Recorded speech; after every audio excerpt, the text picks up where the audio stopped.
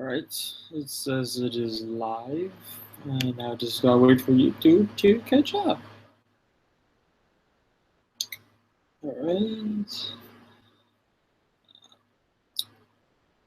Still says I'm offline on YouTube, but on here it says I'm live.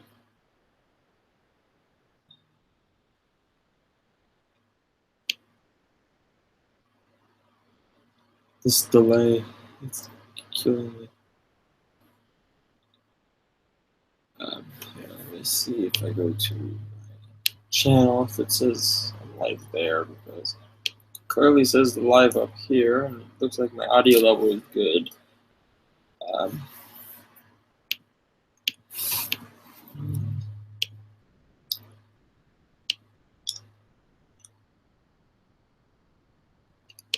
My channel. Okay. It's still saying I'm offline here. Yes, it does. Right. What it does is right here. So if I go here, then load. Yep. Okay. Well, I guess I'm live.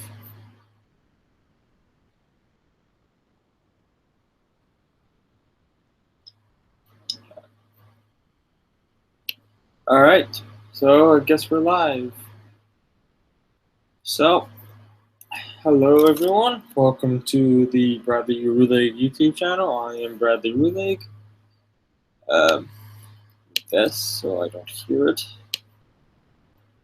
So today we will be talking about a few things. Let's see. It does appear that on the YouTube page it did get cut off. So we will be talking about what I want for Battlefront 2, how I would recommend watching Star Wars, and then the future of this channel. So let's go ahead and start with things I want EA to put into Battlefront 2. So I think it's December 16th. Yeah, I think that's right. December 16th. That's when Rogue One will come to theaters in the United States. And I don't know the exact date, or if they even announced the exact date, but somewhere around that time, EA will be releasing the Rogue One Scarif DLC, which will, as far as I know, is the final DLC we'll be getting for the game. And then later on next year, we will be getting Battlefront 2. I have no doubts that Battlefront 2 is already in production at EA DICE. And so I just wanted to give my 2 cents on things that I would like to see improved and added to Battlefront 2 from Battlefront 1. So I have made a list here. Don't know how long this list is, but it goes in order of least things I want least to things I want most. So the final thing will be the thing that I want the most.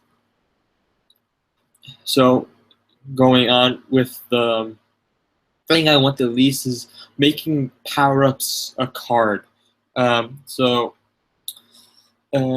You know those like circle things in Battlefront where you're able to pick it up and then you get like a power card power-up, or yeah, I think they're called power-ups. I think that's what they're called. But I would like to see that as an actual like card that you can actually equip to your character. And yes, I do have a mint in my mouth, so if I sound a little weird, that's probably why. So, but I like the idea of power-ups. I wish, because there are some power-ups that I don't really like or know how to really use properly, like things like the disruptor. I don't understand what that is for. I shoot at people and they don't die or take any damage whatsoever, so I don't really know how to use it properly. But there are some, like the smart rocket, or the I forget what they call it. I think they're like the charges. They were the charges in episode that first appeared in episode 6 that they used to blow up the shoe generator. I forget what they're called. I'm gonna Google it real quickly.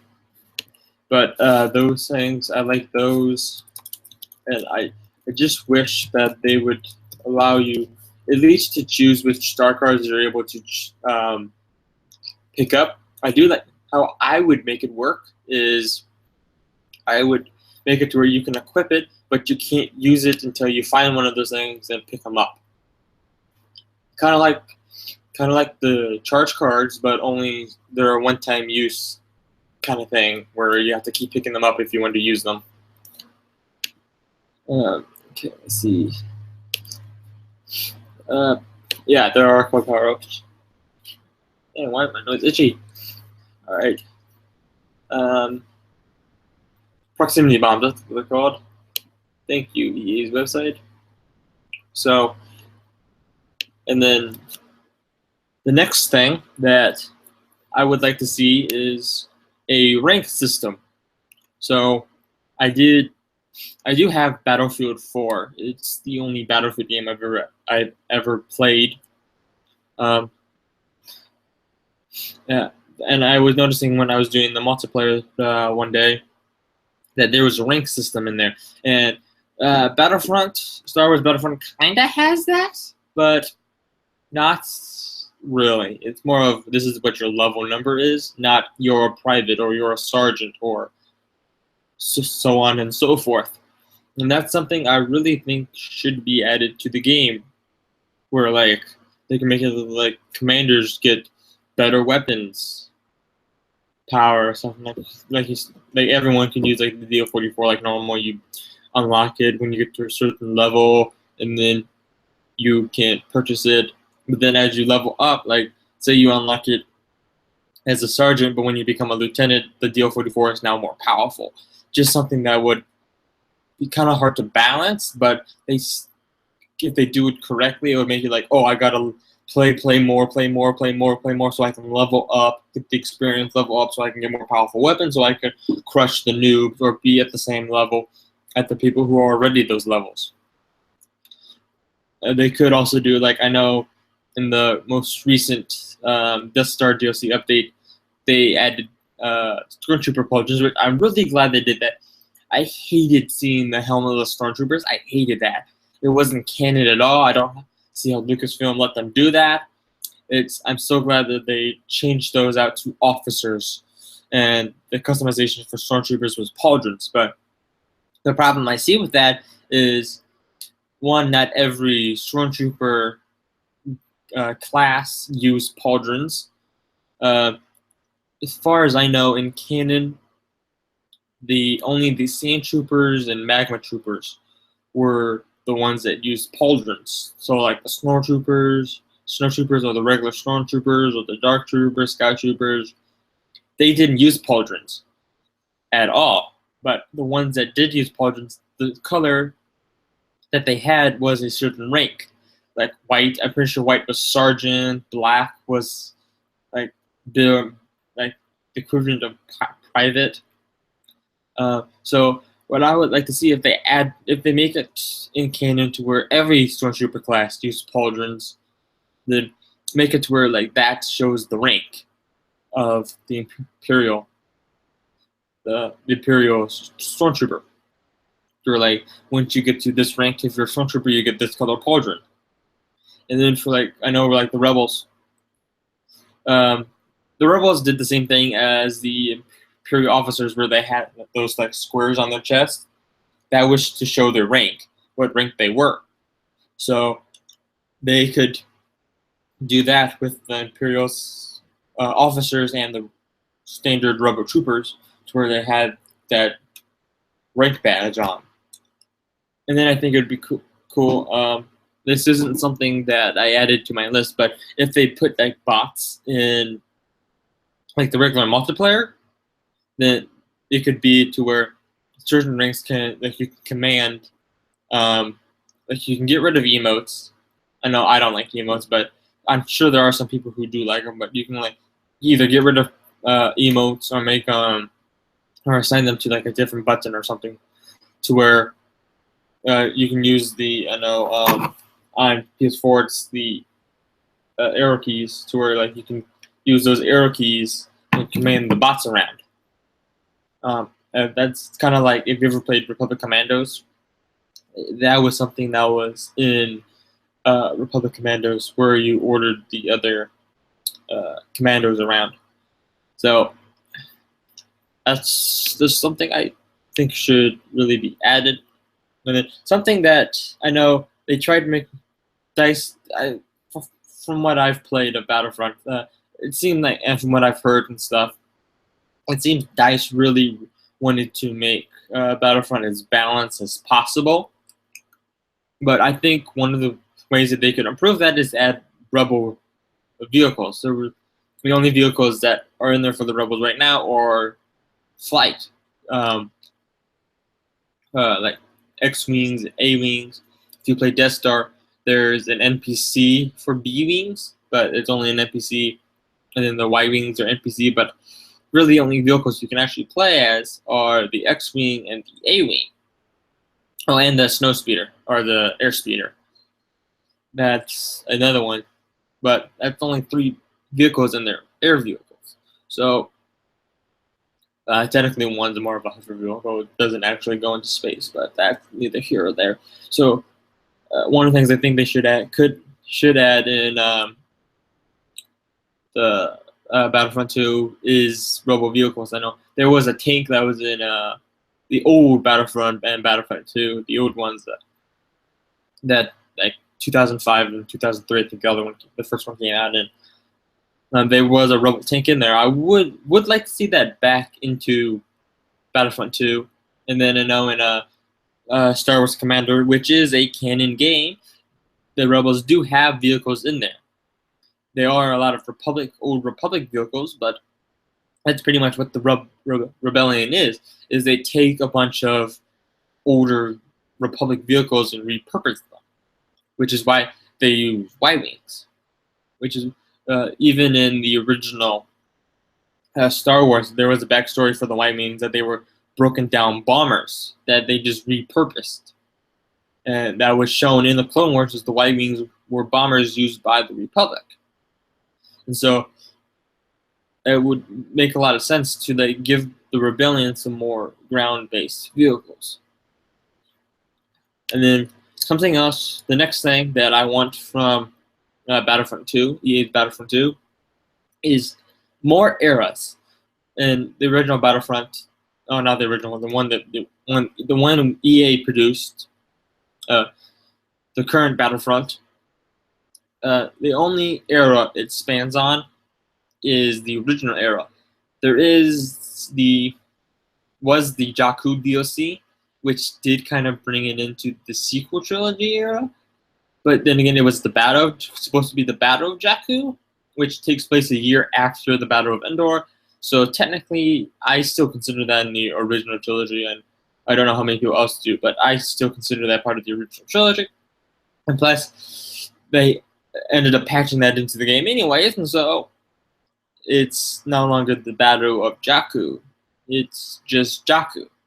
So I really think they should add in more eras. I know one era, they could add in sequel trilogy era stuff, but I don't know if I know they said they were thinking about sequel trilogy, but I would like prequel trilogy as well, and then beyond prequel trilogy. I would really think it would be cool if they added some Old Republic stuff in there as well. Let's see what other eras they could do. It's pretty much all of them that I know of, but I know one of the reasons why they didn't do that, they stick with the original trilogy, is one that seems to be what Disney and Lucasfilm are trying to expand upon. More Lucasfilm than anything. Disney just gives Lucasfilm money to do this stuff, but it seems like Lucasfilm is really trying to expand the original trilogy.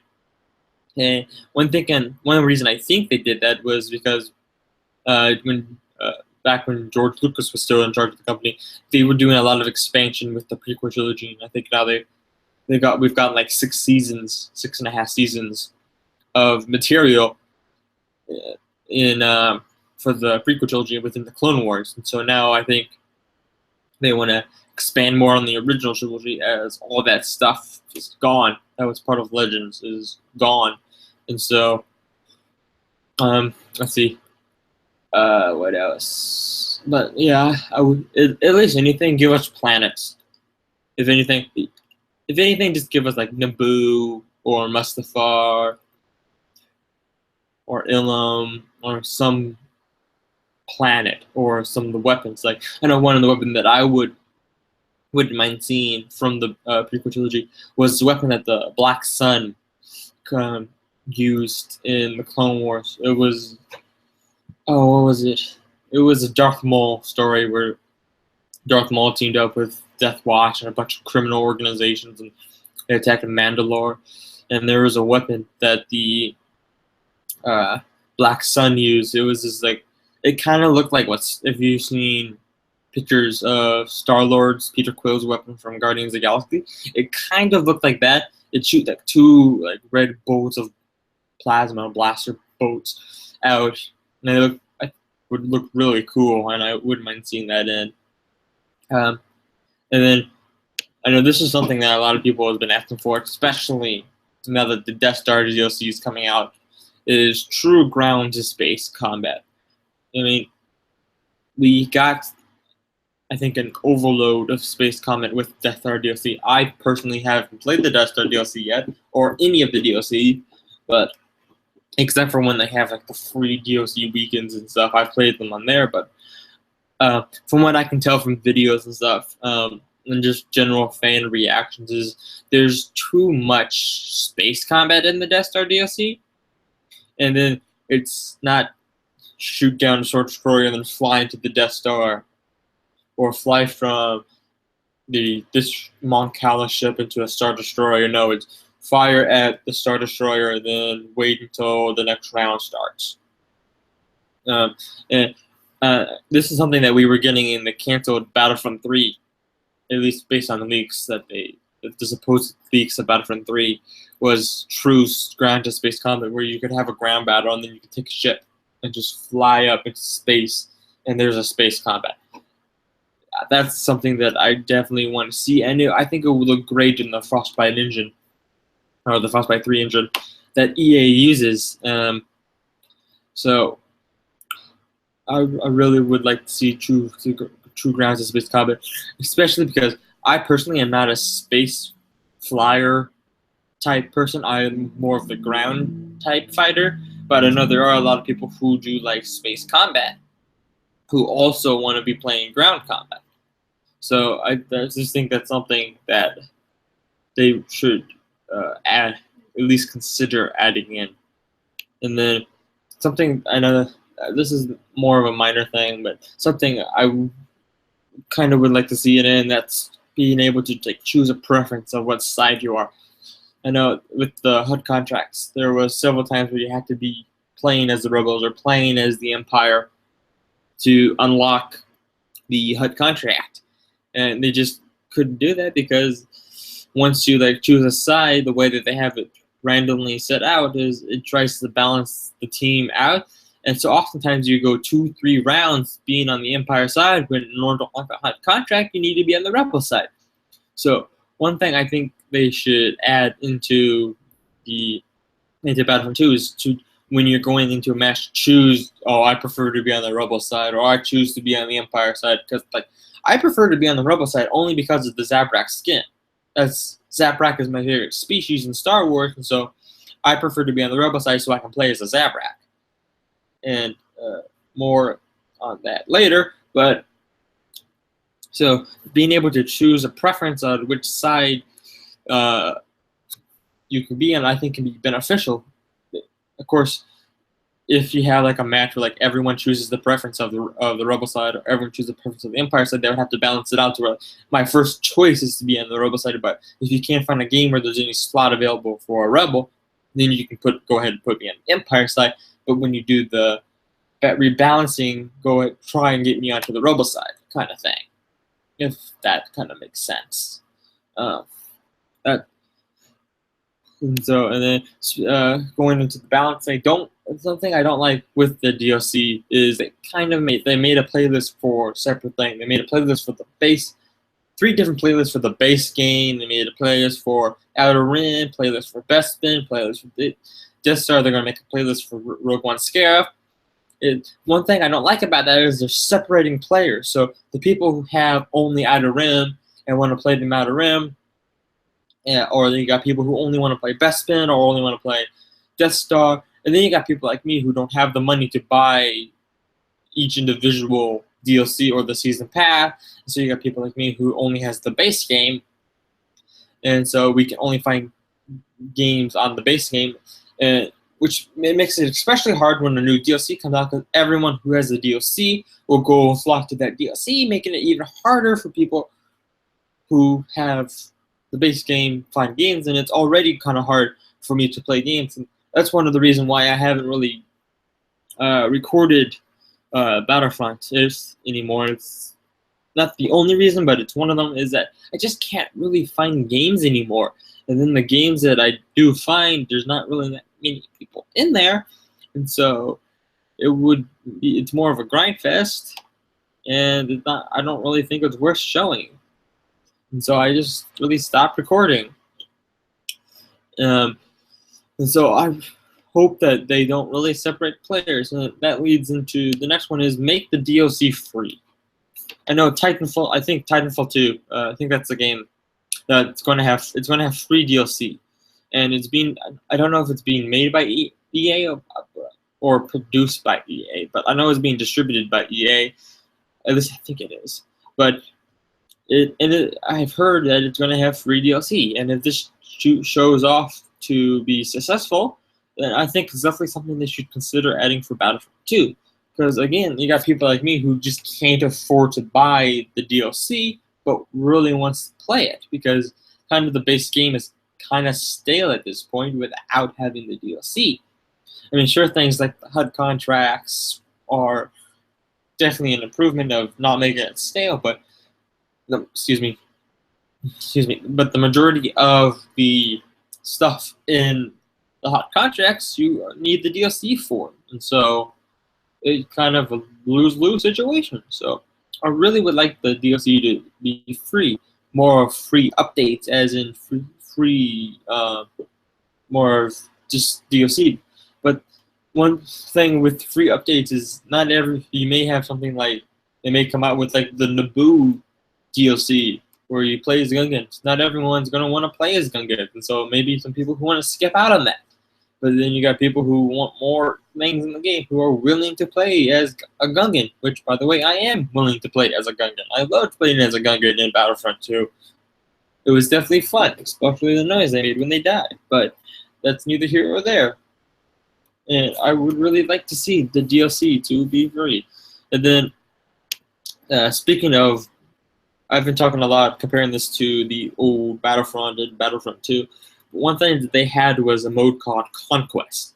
And this is, I know, I've heard other YouTubers talk about wanting Conquest back into Battlefront, and this is definitely something I would like to see back into Battlefront.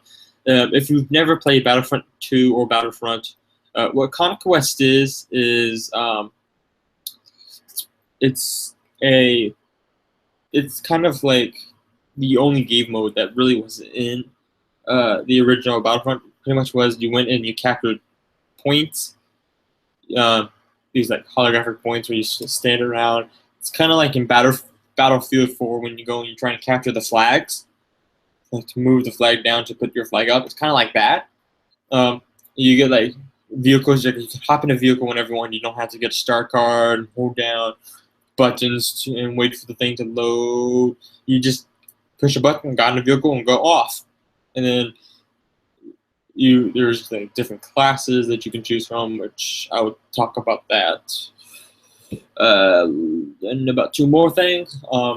But Conquest is definitely something I would really like to see come back, as it was really, I thought, considered it to be really balanced, and it was really fun. And that's for something so high on my list, you think I would have more to say about it, but it's just the fact that Conquest is a game should be a crime. It was a really good game mode, and it was really balanced. And it seems like they took the idea of Conquest and split it up into different modes within it.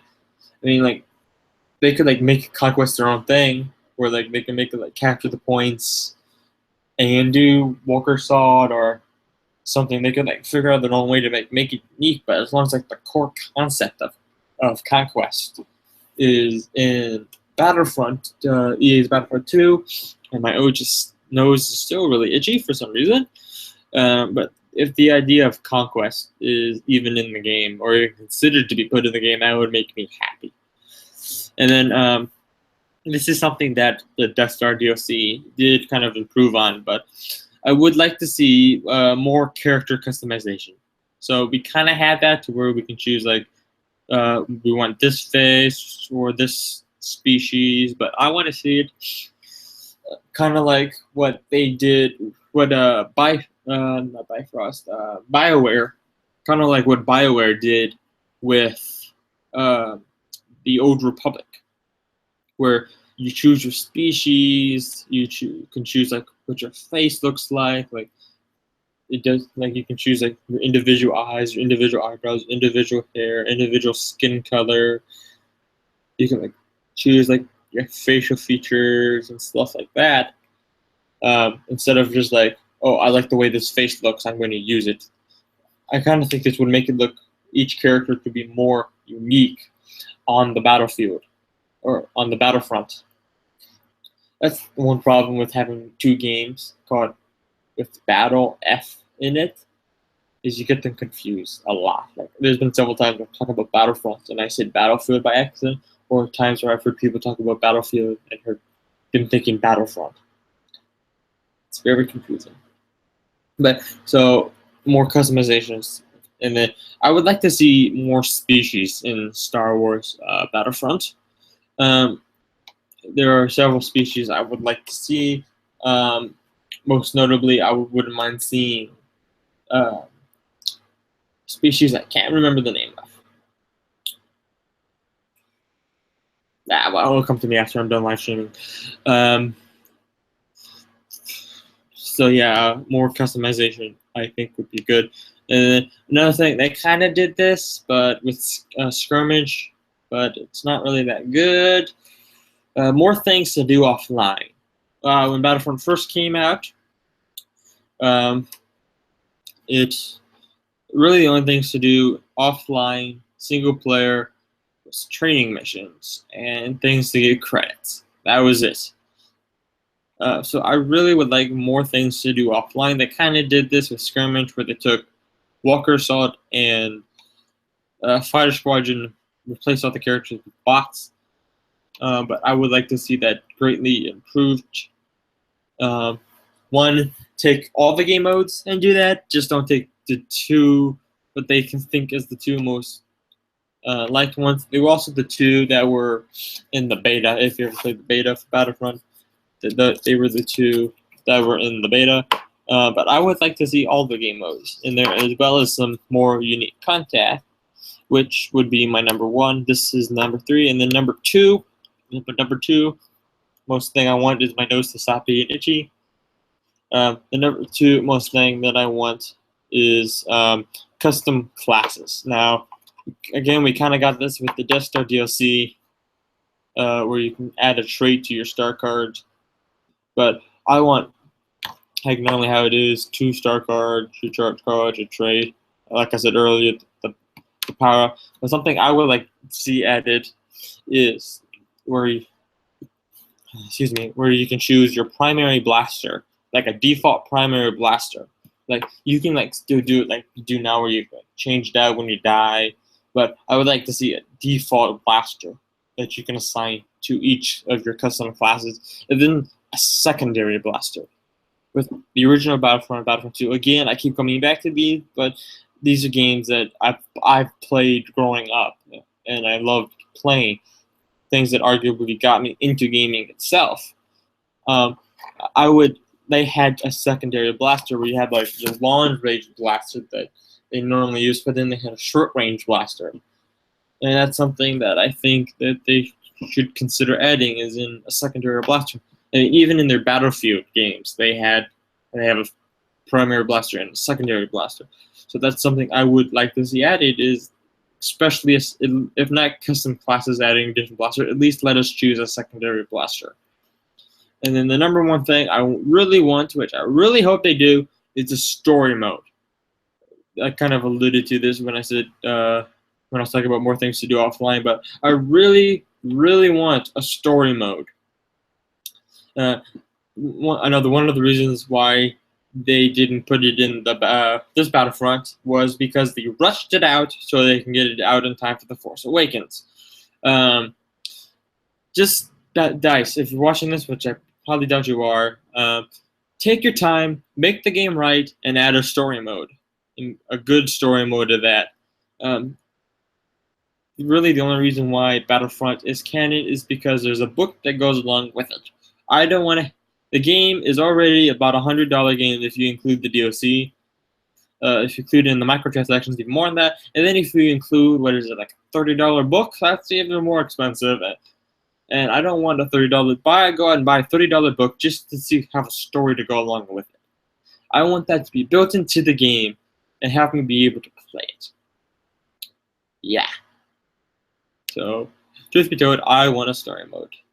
So, that is that. And now, so those are things that I would want I want to see in Battlefront 2. Hopefully this video will be posted as like a standalone video after the live stream is over. I'm kind of more testing this out already, which I'll talk about, more about later. But if it is posted later and you are watching this after the fact, go ahead and put down into the comment section below what are things you want to see into Battlefront 2. I'll be very interested to see what you want. I know different people want different things. You may not agree with me. You may agree with me. You never know about this kind of thing. So I would really like to see what are things you would like to see in Battlefront 2. So now, we're moving on. Last year we got The Force Awakens. This year we're getting Rogue One. And so to capitalize on the hype of Rogue One, I know there are some people who probably haven't seen Star Wars before. They missed out on The Force Awakens. They want to get into Star Wars. What are things that they have to do to get caught up on Star Wars? So first thing you got to know is that there's multiple books and television shows and movies and stuff out there, but not all of it is canon. And so in the Star Wars universe, you got two different kind of continuity, shall we say. One is the canon, and one is called Legends, which was previously known as EU, which is known for the expanded universe. And so within the canon, currently in the canon, you got the prequel trilogy. Episode 1, Phantom Menace. Episode 2, Attack of the Clones. Episode 3, Revenge of the Sith. You have the 6 seasons of Clone Wars, as well as the unfinished ones that you can find on their website, as well as ones that they didn't get past concept stage, which they still consider to be canon. You have the original trilogy, 4, A New Hope, 5, Empire Strikes Back, and 6, Return of the Jedi. And then you got 7, which Force Awakens. And then you also got Rebels. And then you got any book or comic series that came out past April 2013. So this includes A New Dawn, Lords of the Sith, Tarkin, and stuff like that. And then you also got games like Battlefront, and then a bunch of mobile games like Star Wars Commander. It's the only one that comes to mind right now. So you got a lot of material to catch up on, but really to get the main point across of how to get caught up, there are some things you gotta know. One, Star Wars, at least the main trilogy that George Lucas did, was very much a Skywalker story. It followed the Skywalker family. We're not sure if the sequel trilogy is going to follow this or not at this point. Everyone and their mother has been declared Rey's parents, and everyone and their mother has been declared to be Sabrina Snoke. And so some people are I know some people are probably going to be wondering, how do I get into Star Wars for the first time? And several people will tell you different things. I've heard people say start with 4, 5, then go into 2, and then watch 6, and then watch 3. Some people say watch it in chronological order: 1, 2, 3, 4, 5, 6. I would say that there are the musts that you. It doesn't. I say it doesn't really matter the order that you watch it. I would recommend watching in chronological order, but I would say the must you have to do is see The Phantom Menace, Attack of the Clones, all 6 seasons of the Clone Wars, Episode 3, both seasons of Rebels and the current 3rd season of Rebels, 4, 5, 6, and then 7. And then when Rogue One comes out, Rogue One, watch that as well, which takes place between Rebels and 4. I think Rogue One, it's like takes place like a few weeks to a few hours before A New Hope. And then if you really want to get into the lore of Star Wars, go ahead and read the comics, the books, and the games, and watch and play the games. Now, if you really, there are some things, especially in the prequel trilogy, that were explored more and explained more in Legends, which again are not part of continuity. You don't have to do anything with them if you don't want to. You can't read them because several of them are good stories, but you don't have to. But there are 3 things that I would recommend you go ahead and purchase and read, and one of them is a game. The first one is a novel by a person called James. I think his name's like James Luceno. I think that's his name. I'm gonna quickly look it up so I don't get it wrong.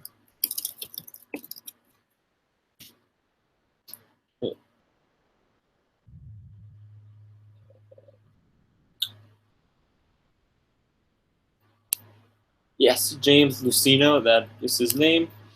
He wrote a book called Darth Plagueis. Now, this book is about the Sith Lord that trained Sidious. It was briefly explained in Episode 3 that Darth Plagueis the Great was probably one of the greatest Sith Lords who ever existed. This book, Darth Plagueis, it explains a lot of things in Episode 1. It explains that Palpatine isn't actually the mastermind behind the entire thing, that it actually was Plagueis. And he was, of course, portrayed by Sidious, and Sidious just took his plan and, like, winged it, sort of. But Darth Plagueis, it's also, for those of you who don't like the more science aspect of the prequel trilogy, Darth Plagueis really kind of makes that more enjoyable. Kind of makes it to where, like, okay, this makes more sense. So that's Darth Plagueis takes place before Episode 1, and then the final pages of the book takes place during Episode 1. Like the end of the Darth Plagueis died right before the final scene on Naboo, before when we see the Chancellor. So Darth Plagueis, when he was killed, is a big spoiler for the book. So Darth Plagueis, when he dies during the same time as Darth Maul. So that gives you a rough idea of the timeline, so to speak, of the book. It's a really good read. I would highly recommend it. And then the next one is a game it was for the GameCube, and it's on PS4 for PlayStation 2. It was original on PlayStation 2, and then they ported it to PS4. It was also on the GameCube. If you have a Wii, you can play it there. Or if you even have a GameCube, you can play it, or PS2, you can play it there. It's called Star Wars Bounty Hunter. And the main character is Jango Fett. Takes place between 1 and 2, and it explains how Boba Fett became the bounty hunter that was chosen to be the template for the clones.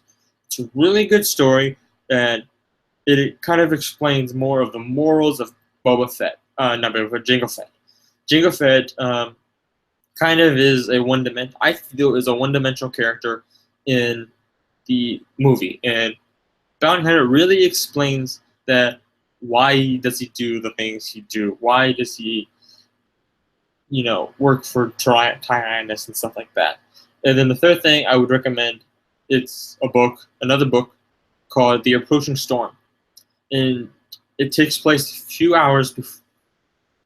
days to a few hours before Attack of the Clones.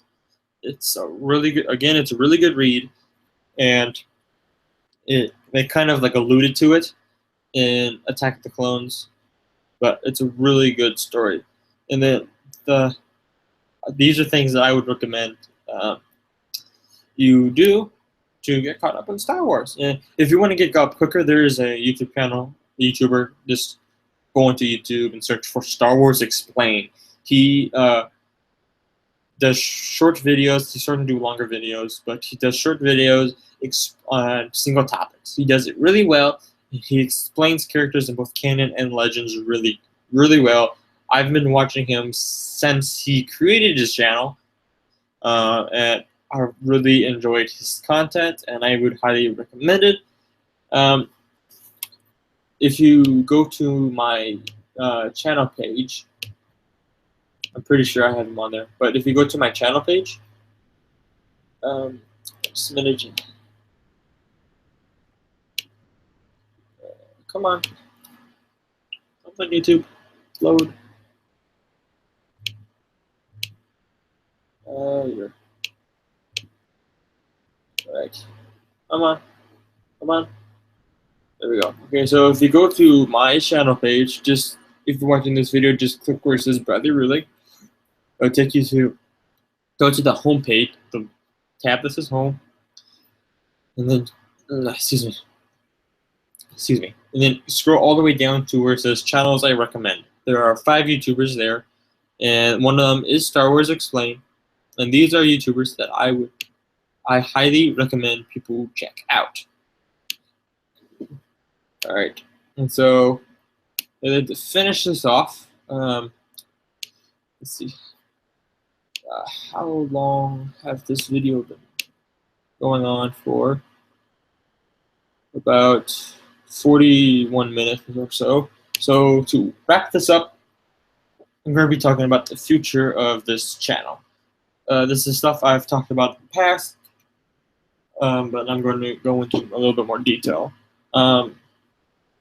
Last night,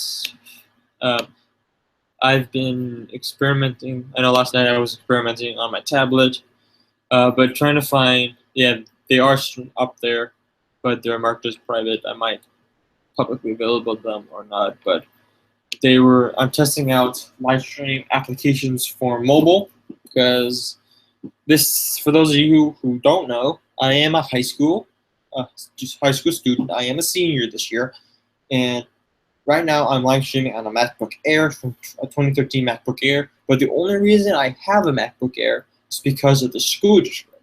How our school district works is they issue out a MacBook Air to all the students and to use in our daily use. So like we use Google Classroom as like our place where we get our assignments and stuff, and then we do everything online.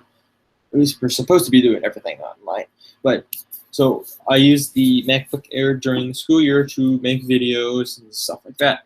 But being that this is my last year of high school, I won't be getting a computer next year. And the only computer that we have in the house that I am allowed to use was screwed up by my brother, and it doesn't have internet connection, and we have to keep it permanently wired into our router. And so I won't have a computer next year to be making videos and stuff, but I do have a tablet that I do use. It's an iPad Mini 2. There is a look, more, I think it's an overview, not really a review, but I do have a look at it on my channel. Go ahead onto my channel and just search iPad Mini 2. It was, it's called, is the iPad Mini 2 obsolete? I do enjoy it, but I've been looking around for streaming apps to use when I'm not really, don't have the computer for, like during the summertime, and then like more next into the future. The reason I've been looking for streaming apps is because my iCloud photo library is full, and I have to keep getting messages saying that I have no more space for photos and videos, which means I won't be able to make any photos and videos vlog style like I would like to. So I've been looking for live streaming apps. So if I have a video I want to make, I can just live stream it to YouTube, like how I'm doing now, using Google Hangouts. You can't really do that on a tablet, on iOS at least. I've heard you can do it on Android. I don't have Android at the moment, so that's not something I'm capable of doing. And so my plans for the future is, after school is over, to start streaming, like still doing like what I've been doing, like vlog style, talking to the camera type thing, but only in a more live fashion, like this video is. This video really is more of an experiment more than anything, to see if this is something I am comfortable with. And so far, I would say yes. So I've been experimenting with different live streaming applications. And then there is one thing, however, I will say that sometime in May, I don't know exactly, if I pull up my calendar real quickly, I could probably tell you. If I go to May, so starting on starting April 28th, all the way to May 31st, I will not be making any YouTube videos. This is because that's, of course, I graduate in May, and so I want to be spending that time getting like all my work turned in and getting prepared for graduation. So I will not be making any videos during that time frame. If I do, it'll be like a bonus video here or there when I actually feel like I have the time to do it. But at this point, I don't think I will be prepared for graduation. And so I will be coming back during the summertime. Might change because I will be getting a job after I graduate. At least my plans right now is to get a job after I graduate, but things can change. So that is my plan right now. I think we are approaching the 50-minute mark. Just let me check that real quickly. Yep. We are approaching the 50-minute mark. So I have nothing more to say on any of these topics, so I hope you enjoy, and we'll see you in the next live stream, I guess, or whenever the next video is. So, see ya.